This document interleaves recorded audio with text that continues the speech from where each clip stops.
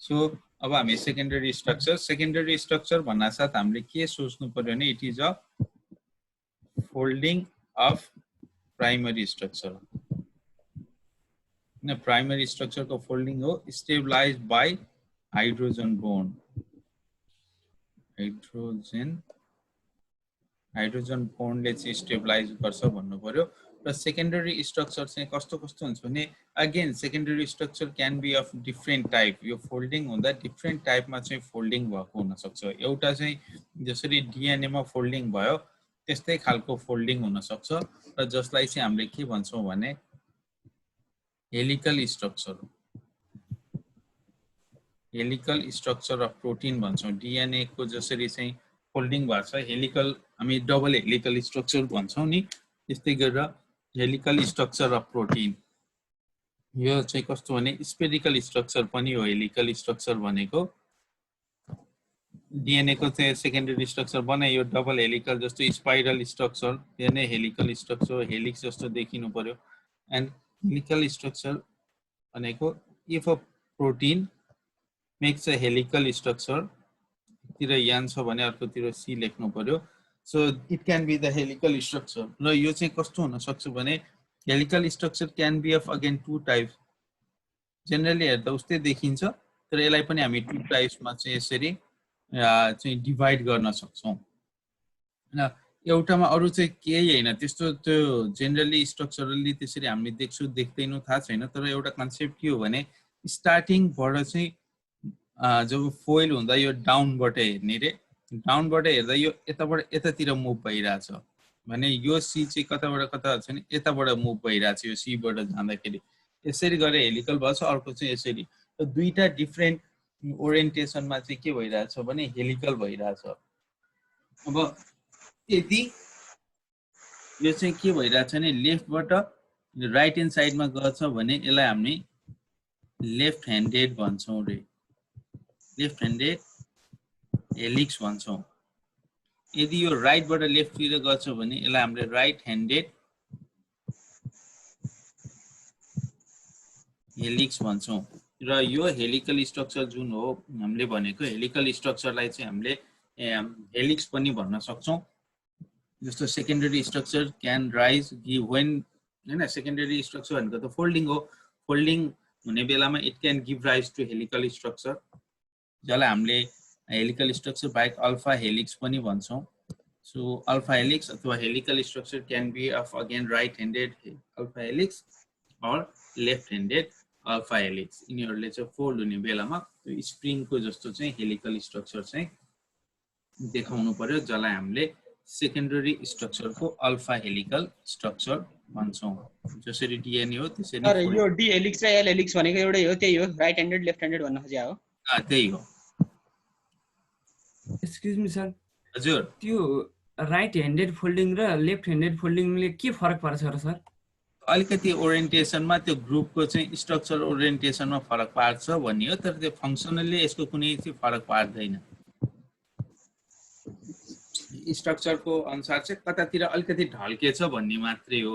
यसले चाहिँ हामीले पछि चाहिँ जस्तो एमिनो एसिडको एनालाइसिस गर्नु पर्यो अथवा पछि चाहिँ कस्तो भने हामीले चाहिँ अहिले अब जुनै प्रोटिन भन्दै पनि हुन्छ, कुनै अब प्लान्टको अब नयाँ भेराइटी बनाइयो, अघि हामीले जुन चाहिँ भनेको थियौँ नि प्लान्टको प्रोटिनहरू कुनको भन्ने अब जुन अब जेन हैन जेन नयाँ चाहिँ कोनको चाहिँ नयाँ भेराइटी बनायो, जेन चाहिँ आइसोलेट गर्यौं। त्यो जेन आइसोलेट गरिसके पछाडि यसको एमिनो एसिड चाहिँ के रहेछ त हेरौँ न, त्यसको कम्पोजिसन भनेर हेर्नलाई हामीले चाहिँ के गर्छौं भने टर्सरी स्ट्रक्चरमा छ भने त्यसलाई सेकेन्डरीमा लिएर आउँछौं, अनि त्यो कतापट्टि ओरिएन्टेसन भएको छ भनेर त्यही अनुसारको चाहिँ यसलाई हामी फेरि के गर्दै जान्छौँ हाइड्रोलाइज गर्दै गइसकेपछि लास्टमा चाहिँ प्राइमरी स्ट्रक्चरसम्म पुग्छ। अनि त्यसलाई पनि काटेर एमिनो एसिडको सिक्वेन्स अनि एमिनो एसिडको चाहिँ कम्पोजिसन पत्ता लगाउँछौँ। किन एमिनो एसिडको कम्पोजिसन भने आखिरमा जेनेटिकली पनि गर्ने भनेको चाहिँ जस्तो हामी चाहिँ एमआरएनए को काम के टिआरएनए को काम के हो भन्ने अस्ति कुरा गरेको थियौँ।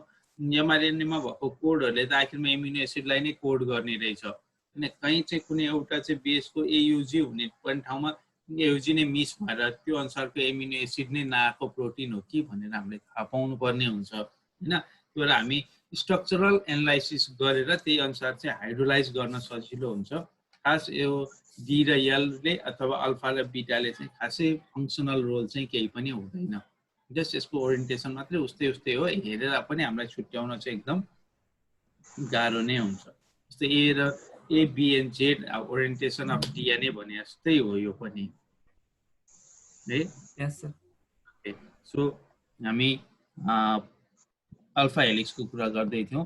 अब कहिलेकाहीँ त्यस्तो हुन पनि सक्छ फोल्डिङ हुँदा प्राइमरी स्ट्रक्चर, कहिलेकाहीँ त्यस्तो नभएर नम्बर बी सेकेन्डरी स्ट्रक्चर नै कस्तो हुन्छ भने बीटा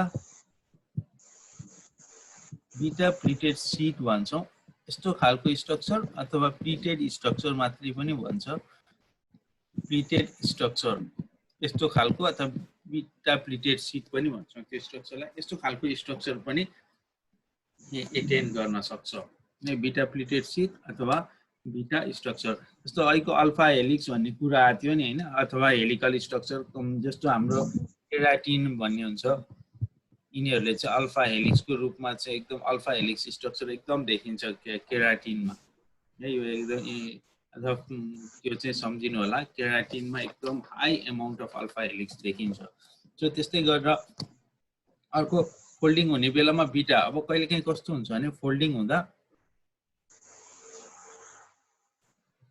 अहिले त हेलिकल स्ट्रक्चर यसरी पनि फोल्डिङ हुन सक्छ है।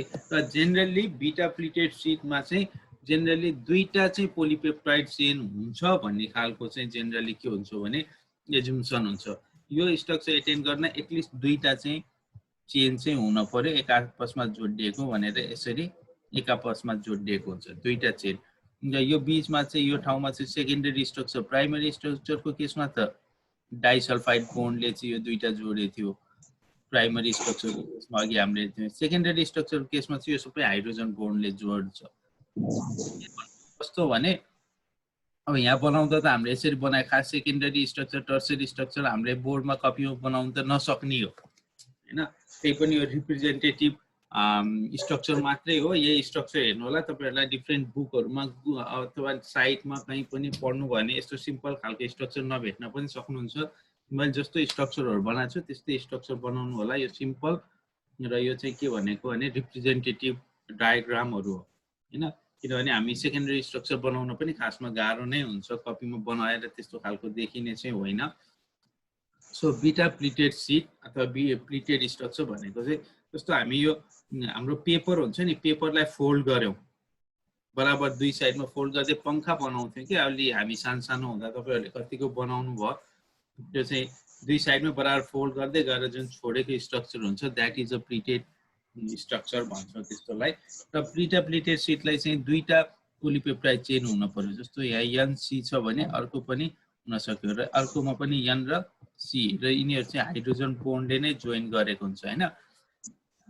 एनसी लेख्यो, अर्कोमा पनि एनसी लेखेको थियो, यो ए टाइपको हो, त्यो बी टाइप, यो पनि दुईटा टाइप्सको हुन्छ हेर्नु, एकतिर एन अर्कोतिर सी लेखेको छ भने यसमा सी एन लेख्यो। के चाहिँ डिफ्रेन्सेस भएर ए र बी टाइपमा के डिफ्रेन्स देख्नु भयो?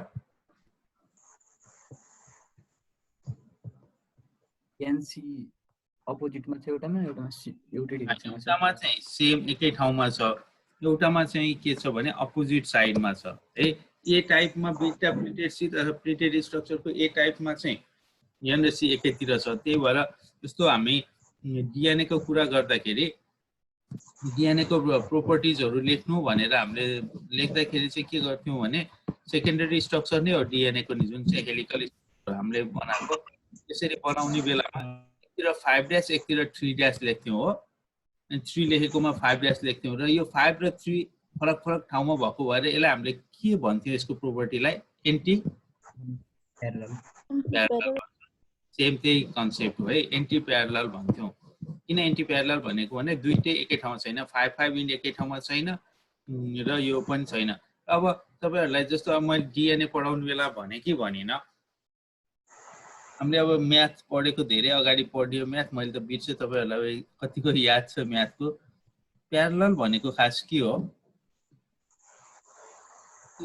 लाइनहरु बीचमा एंगल बन्दैन भने चाहिँ त्यसलाई चाहिँ प्यारलल लाइन हैन। प्यारलल भनेको लाइन कहिल्यै मिट हुँदैन सर, त्यो सबै एकै line- डिस्टेन्स ए डिएनए मा चाहिँ किन प्यारलल र एन्टी प्यारललको मिट भइराखेन र दुईटा लाइन डिरेक्सन त्यो त हामीले Parallel त छ 2 नि, डाइमेन्सनलमा बनाएको होला नि त सर, त्यही भएर त्यो यसरी देखाउँछौ कहीँ त मिट भइरहेछ, त्यही पनि प्यारलल एन्टी प्यारलल भन्छु, मिट नहुनु पर्ने हो खासमा त होइन र? यो दुईटा- मिट त बन्डले मिट गर्ने हो नि सर, लाइन त मिट हुँदैन नि हैन र? हजुर मिट त हुँदैन नि सर, यो त हामीले यसो चित्र 3 डाइमेन्सनल बनाउँदा फिगरलाई 2 डाइमेन्सनलमा देखाउँदा कहाँ सकिन्छ त नि? त्यो भएर मिट भएको जस्तो देखिएको हो। हजुर। खास यो पनि कस्तो भने हामीले देखाउँदा त त्यसरी देखायौँ होइन। अब हो तपाईँहरूले भनेकै कुरा ठिक हो, किन मेटिरहेछ गएकै छैन त्यो।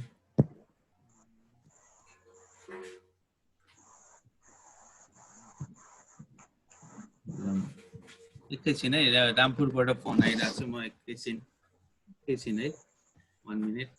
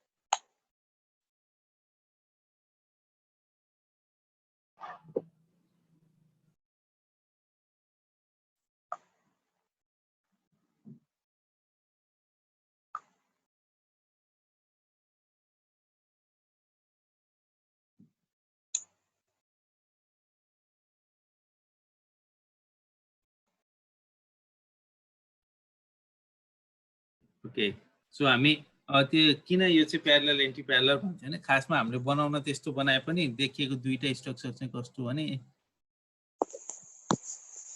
खालको हेलिकल हो, तर योसँग आउँदा अर्को पनि यसरी नै आइरहेको हुन्छ कि अब त्यो भेट चाहिँ हुँदैन। अब हामीले देखाउँदाखेरि चाहिँ यसरी एउटा आयो, अनि अर्को चाहिँ के भने त्यसरी नै आइरहेको हुन्छ, तर हामीले चाहिँ के गर्दैन भने यो एक आपसमा ठोकिएको चाहिँ हुँदैन हैन। दुईटा लाइनहरू चाहिँ एक आपसमा चाहिँ के भएको हुँदैन भने मिट भइरहेको हुँदैन।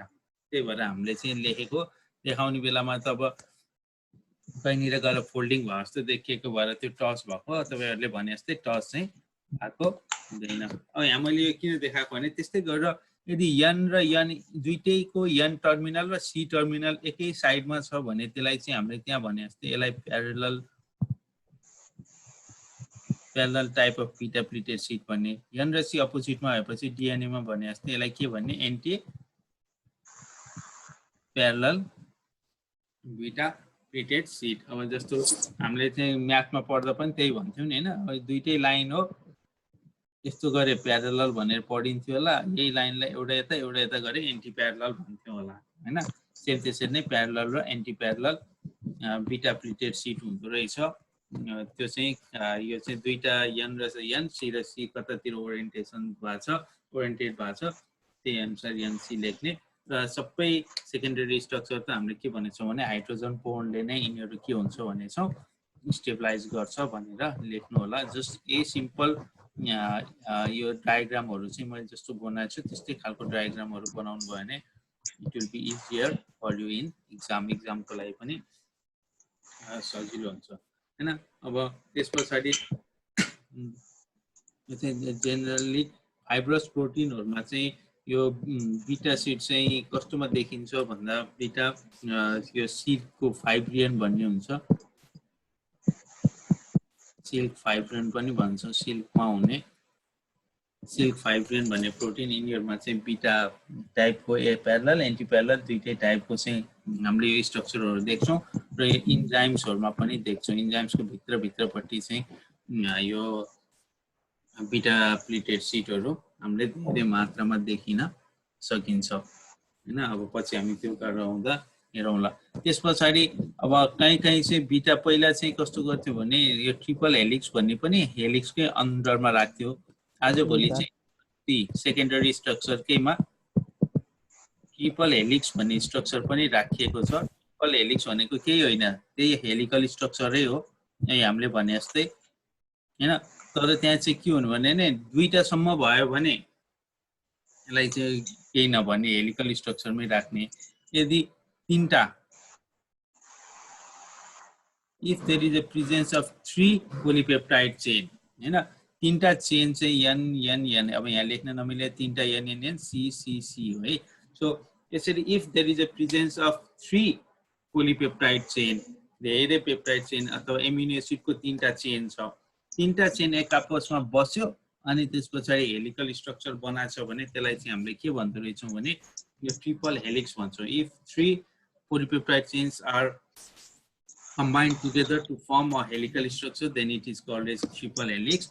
र यो चाहिँ स्पेशली देखिने एनिमलको कोलाजेन भन्ने चाहिँ प्रोटिनमा देखिन्छ। यो कोलाजेनको काम के हो भने टिस्युहरु बनाउने अथवा यो एकदम गम्सहरु जस्तो कोलाजेन बनाउने। जो अब एज एग्रिकल्चरिस्ट तपाईहरुले भन्नुहुन्छ यो लेमन अथवा अमला खाए भने के पाइन्छ?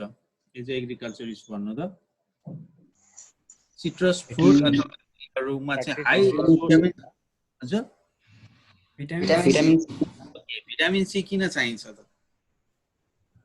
गम्सहरु यो कोलाजेन फाइबर बनाउनै चाहिन्छ सर। यही कोलाजेन फाइबर बनाउन कोलाजेनलाई म्याच्योर गर्न चाहिँ चाहिने हो। जस्तो त्यही भएर यदि यो कोलाजेनको कमी भयो भने ब्लिडिङ गम्सहरु देखिने, जसलाई हामीले स्कर्बी पनि भन्छौं, अलिकति विकनेस हो हैन। हातमा कहीं चाहिँ एनिमलको हातमा त खुट्टामा थोरै बिस्तारै पनि हान्यो भने पनि अलिकति थोरै मात्रै झड्का दियो भने पनि प्याट्टै हिर्कायो भने पनि त्यहाँ सबै ब्लड जम्छ। यदि भिटामिन सी को कमी छ भने कोलाजेन म्याच्योर भएन भने, कोलाजेन इज अ प्रोटिन हैन। कोलाजेन टियर भयो, खेल्दा फुटबल क्रिकेट खेल्दाखेरि म लिगामेन्ट टियर भयो भन्छौं नि, त्यतिबेला कोलाजेन टियर हुने हो हैन त्यो लिगामेन्टमा। त्यो collagen is a strong protein पनि भन्छौं जसले चाहिँ मसलहरु टिस्युहरुलाई चाहिँ स्ट्रङ बनाउँछ। It has got the triple helix. र ट्रिपल हेलिक्सको एउटै फाइदा चाहिँ किन ट्रिपल हेलिक्स हो भन्दा it gives a tensile strength भन्छौं। टेन्साइल स्ट्रेन्थ भनेको एकदम बलियो। obviously GSTRENGS strength. Okay so tensile obviously कस्तो हुन्छ भने दुईटा डोरी बान्नु भन्दा त तीनटा डोरी बाटेको त बलियो त obviously भइहाल्छ नि हैन। र यो बस्दाखेरि चाहिँ कसरी बसेको हुन्छ नि, जस्तो यो टिजहरुमा अथवा जेनरली अरु बेला पनि लेडिजहरुले जुन चाहिँ त्यो बान्नुहुन्छ नि कपाल बान्ने डोरी, के भन्छ डोरी नै भन्छ होला नि, डोरी बार्दाखेरि तीनटा चीजहरु त्यो तीनटा धागो जस्तो चाहिँ बाँधेर जुन बनेको स्ट्रक्चर हुन्छ that is a triple helix. त्यो नै ट्रिपल हेलिक्सको स्ट्रक्चर हो।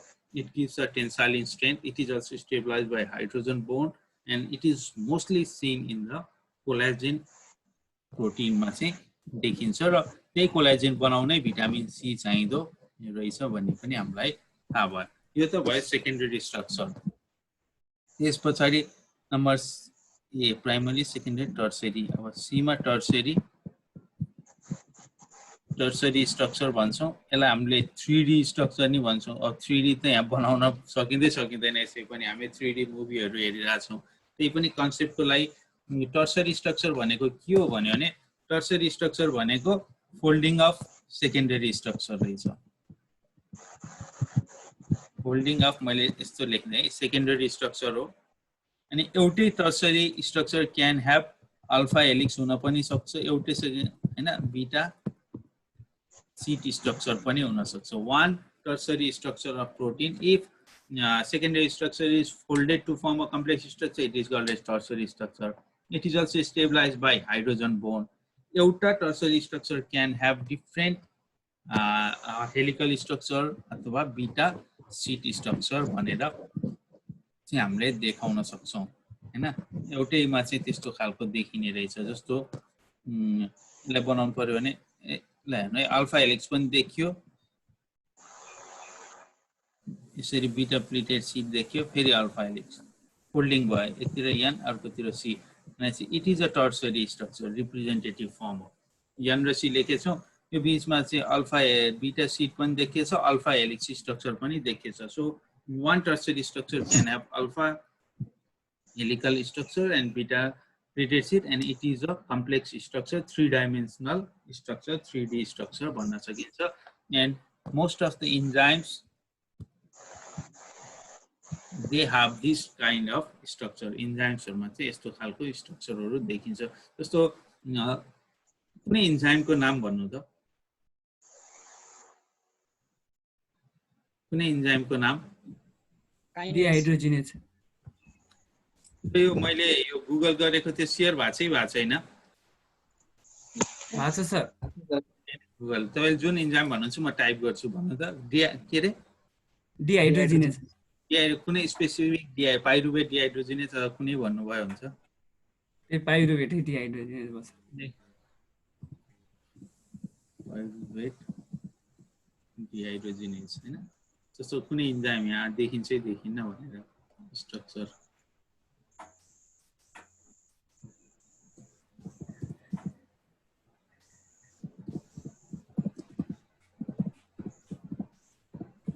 क्लियरली देखाउँछ कि देखाउन्न यसलाई?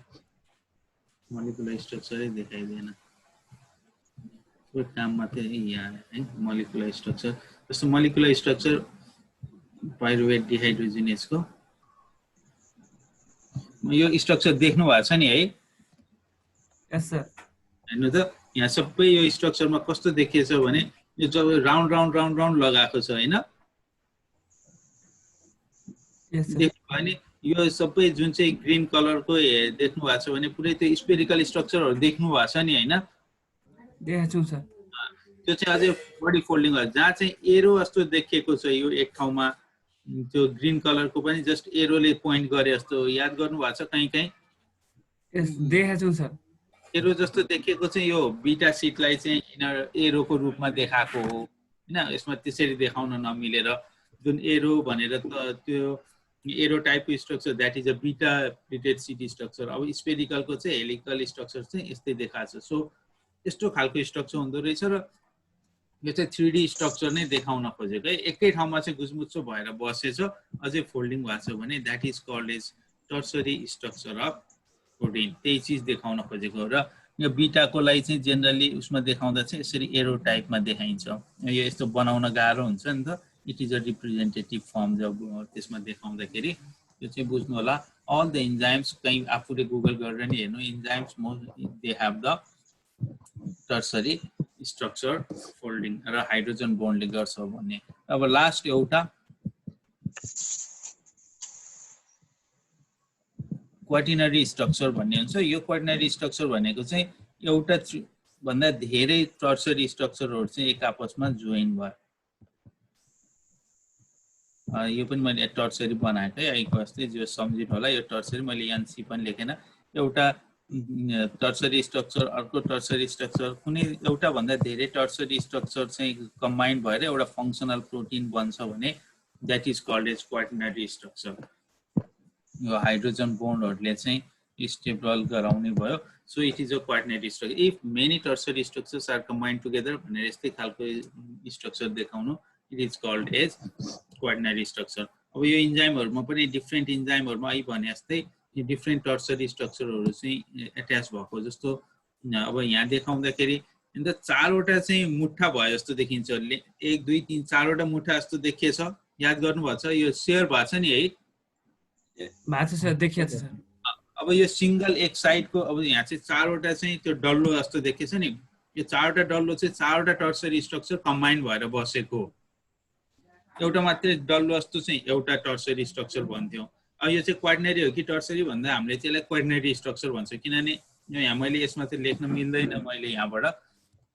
जस्तो जहाँ चाहिँ 1 2 3 4 वटा चाहिँ स्ट्रक्चरहरू एक आपसमा जोडिएपछि it is called as tertiary structure of के अरे क्वार्डिनरी स्ट्रक्चर अफ प्रोटिन भन्छौँ। जस्तो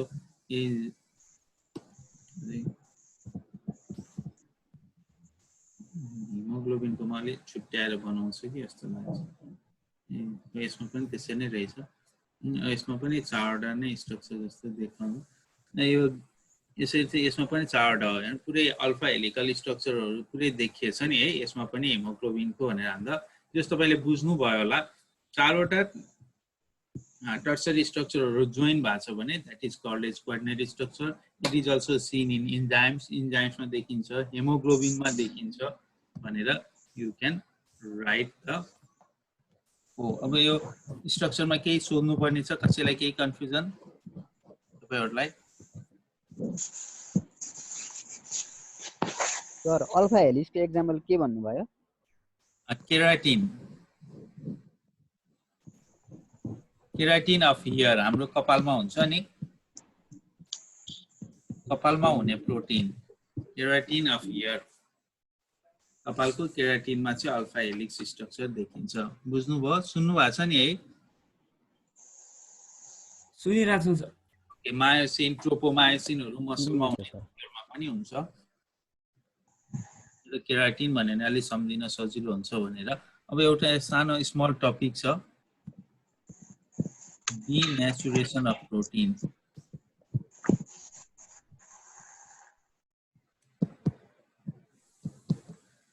so denaturation of protein, protein को डिनेचुरेसन अफ प्रोटिन यो सर्ट नोट्सहरुमा आउँछ। डी भनेको के हो रे फेरि? अस्ति नै पनि भन्थ्यौ नि, के रे? Removal of natural structure. त्यसलाई हामीले के भन्दो रहेछौँ? डिनेचुरेसन।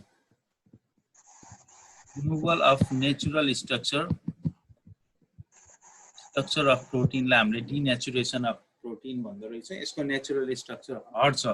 जब नेचुरल स्ट्रक्चर हट्छ यसको फंक्सन पनि हट्छ, फंक्सन लस हुन्छ अथवा बायोलोजिकल एक्टिभिटी लस हुने भयो हैन।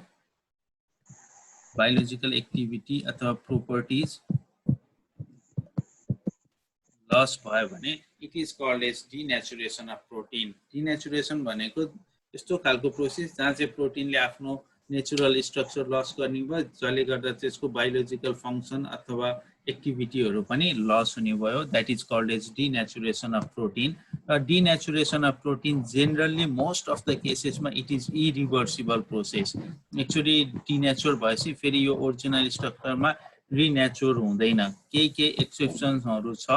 In most of the cases it is irreversible in nature. Few exception, केही एक्सेप्सन बाहेक एक्चुअली गइसके पछाडि यो रिभर्सिबल हुँदैन। केले बिगार्छ भन्दा डिनेचुरेसन हुँदा के हुने हो भने, के हो त डिनेचुरेसन हुने भनेको यसको यो फु भने क्वार्डिनरी, टर्सरी, सेकेन्डरी स्ट्रक्चर जुन प्रोटिनको छ यसलाई चाहिँ डिस्टर्ब गर्ने हो। प्राइमरी स्ट्रक्चर चाहिँ डिनेचर हुँदैन कहिले पनि। So only tertiary, quaternary and secondary structure of protein is disturb अथवा यसलाई चाहिँ हामी डिनेचर गर्न सक्छौँ। प्राइमरी स्ट्रक्चर चाहिँ डिस्टर्ब हुँदैन। किन प्राइमरी स्ट्रक्चर डिस्टर्ब हुँदैन होला? प्राइमरी बाहेक अरू चाहिँ डिनेचर हुन्छ, प्राइमरी किन हुँदैन? पेप्टाइड लिंकेज हुन्छ, त्यसको स्ट्रेन्थ अलि बढी हुन्छ। गुड। अरू चाहिँ हाइड्रोजन बोन्डले चाहिँ स्टेबल गराएको हुन्छ, सजिलै चाहिँ यो बोन्ड ब्रेक हुन्छ। प्राइमरी स्ट्रक्चर चाहिँ के हुन्छ भने पेप्टाइड लिंकेजले गराएको हुन्छ। यो चाहिँ त्यति सजिलै चाहिँ के हुँदैन, डिस्टर्ब हुँदैन र primary structure can not be denature भनेर you can write. It is mostly irreversible process हैन। एकचोटि डिनेचर भएपछि रिनेचर हुन गाह्रो हुन्छ भनेर यु क्यान राइट। अब कस्तो कस्तो फ्याक्टरले गराउँछ डिनेचुरेसन भन्दा hit, temperature, pressure, chemicals, UV light हैन। यस्ता लाइटहरुले इटिसी यस्ता फ्याक्टरहरुले चाहिँ प्रोटिनलाई डिनेचर गरिरहेको हुन्छ। त्यही भएर हामी चाहिँ अब यही टेम्परेचरहरूले त गर्छ इजिली भन्ने तपाईँहरूलाई थाहा छ यसको बोन्डहरू ब्रेक गरिदिन सक्यो।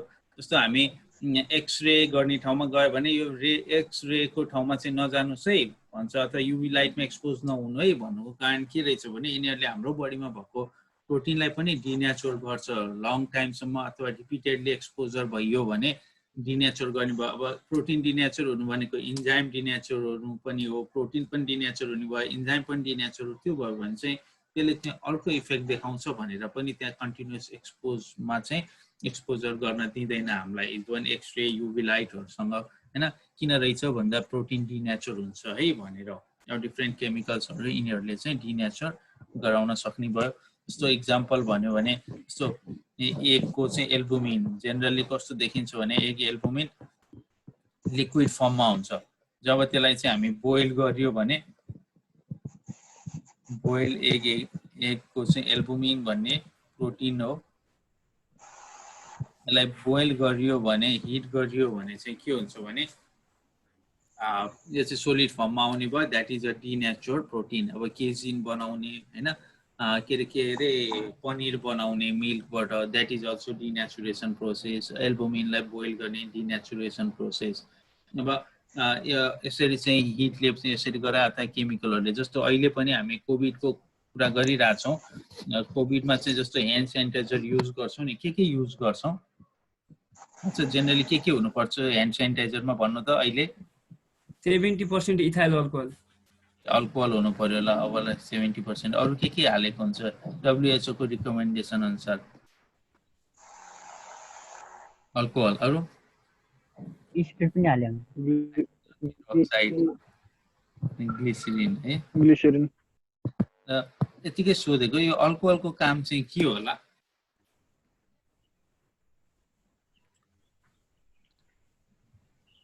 अल्कोहलले के गर्छ त? डिसइन्फेक्टेन्ट त होला नि सर, त्यो के अरे सेलहरू प्लाज्मोलाइसिस गराउँछ होला तर भित्रको अरू माइक्रो। अल्कोहल चाहिँ अब एज अ प्याथोलोजी इन्टोमोलोजिस्ट हुनुहुन्छ, प्याथोलोजिस्ट हुनुहुन्छ, अल्कोहलको काम चाहिँ हामीले चाहिँ ल्याबहरूमै पनि सफा गर्न चाहिँ युज गरिरहेको हुन्छौँ होइन। यिनीहरूले चाहिँ के गर्छ भने प्रोटिनलाई पनि डिनेचर गर्न सक्दो रहेछ होइन। प्रोटिनलाई पनि डिनेचर गरेर अनि त्यसलाई चाहिँ मार्नलाई पनि अल्कोहल चाहिँ युज हुन सक्दो रहेछ होइन। H2S हाइड्रोजन पेरोक्साइडले चाहिँ के गरिदिन्छ भने लिपिड पोर्सनलाई बिगारिदिन सक्छ। फ्री रेडिकल्सहरू हाइड्रोजन पेरोक्साइड लिपिड पेरोक्सिडेसन गर्छ। अल्कोहलले प्रोटिनसम्म पनि इफेक्ट गर्न सक्दो रहेछ, डिनेचुरेसन गरिदिन्छ। सो अल्कोहल प्रोटिनमा हाल्ने हो भने इजिली प्रोटिन गेट्स डिनेचर, त्यसपछि बायोलोजिकल फङ्सनहरू सबै चाहिँ लस हुँदै जान सक्छ भन्ने हो। अब जस्तो यो भइसके पछाडि यो डिनेचुरेसन प्रोसेसको पनि तपाईँहरूले चाहिँ केही लेख्न सक्नुहुन्छ र प्रोटिनको स्ट्रक्चर र डिनेचुरेसन अफ प्रोटिनबाट केही सोध्नु छ भने सोध्नुहोस्। Sir hello excuse me sir, आवाजै के आइरहेछ सर, त्यसले के बुझेन। सोध्नु हामीलाई त यो भिटामिन सी को लागि सोर्समा चाहिँ हामीले अमलाहरू कागतीहरू खायौँ होइन सर, एनिमलहरूलाई चाहिँ भिटामिन सी को सोर्स चाहिँ हामीले के खुवाउने हो सर? एनिमलहरूले पनि अब त्यो डिफ्रेन्ट चिजहरू चाहिँ खाइरहेको हुन्छ नि त्यस्तो खालको होइन। भिटामिन सी को त अब त्यही हामीले खुवाउनु भन्दा पनि उनीहरू आफै चाहिँ हरियो घाँसपातमा पनि भिटामिन सी हुँदै नहुने भन्ने त छैन, पाइन्छ र त्यही अनुसार चाहिँ उनीहरूले डेभलप गरिरहेको हुन्छ।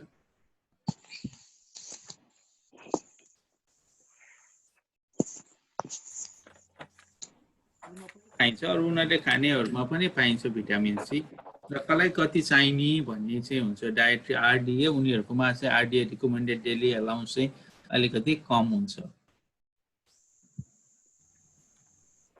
यो अन्डा हुन्छ नि सर, त्यसलाई हामीले बोइल गरेर खानु र यो अमलेट बनाएर खानुमा कुन चाहिँ स्वास्थ्यको लागि राम्रो हुन्छ अथवा न्युट्रिसनली भ्यालु एउटै बराबरै हुन्छ सर? न्युट्रिसनली भ्यालु त एउटै हुन्छ, किनभने डिनेचर भए पनि नभए पनि के भइदियो भने प्राइमरी स्ट्रक्चर त ब्रेकडाउनै हुँदैन होइन। हामीले पाउने भनेको लास्टमा एमिनो एसिड नै हो किन, हामीले खाने त एमिनो एसिड। हाम्रो बाहिरबाट डिनेचर नगरे पनि हाम्रो इन्टेस्टाइनमा गयो भने चाहिँ त्यहाँ चाहिँ इन्जाइमहरूले चाहिँ त्यहाँभित्र भएको एसिडहरूले डिनेचर गर्ने नै थियो, जुन खाँदा पनि हुन्छ। तर र खाने बेलामा कहिलेकाहीँ त्यही भित्र पनि अरू केही चाहिँ इन्फेक्टेड बर्ड्सहरूबाट आएको भने त्योसँग चाहिँ आउने डिजिजहरू चाहिँ लाग्न सक्छ, तर बोइल गरे पछाडि चाहिँ त्यो नलाग्न सक्ने हुन्छ। त्यो सकेसम्म र एग नखानु भए राम्रो। सर अब कतिवटा क्लास जति लाग्छ होला हामीलाई कोर्स कम्प्लिट गर्न? एक क्लास छैन, अब यहाँ टाइम पनि 1 मिनट लेस देन 1 मिनट भनेर रहेछ अहिले, बिचमै सट्टै सकिएला। सो हैन सर कतिवटा क्लास सकिएला? एकचोटि म इन गर्छु, फेरि सबैजना आउनु होला, एकचोटि क्लासको पनि हामी कुरा गर्छौँ कति बाँकी रहेछ हेर्छौँ भनेर है। इन्ट्री गरिहाल्नु है। हस् सर।